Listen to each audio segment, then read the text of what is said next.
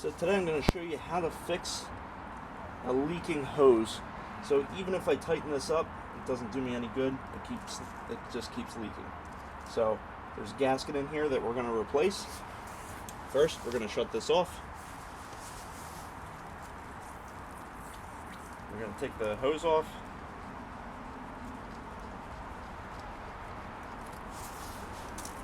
Now if you see, I have a new gasket here. The old gasket's in here. You might need a screwdriver to get it out. So if I show you the old gasket, you can see it's a little messed up here. That's a new gasket, so a little bit different. So we're going to put this in there. It's really this simple. So we're going to push this in. So we have our new gasket. We're going to put it on here and just screw it in.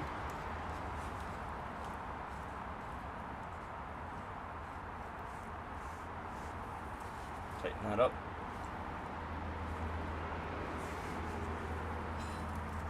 As you can see, the leak's gone. So it's really as simple as that. That'll save you a lot of money, especially if somebody keeps leaving the hose on. You will get rid of that leak.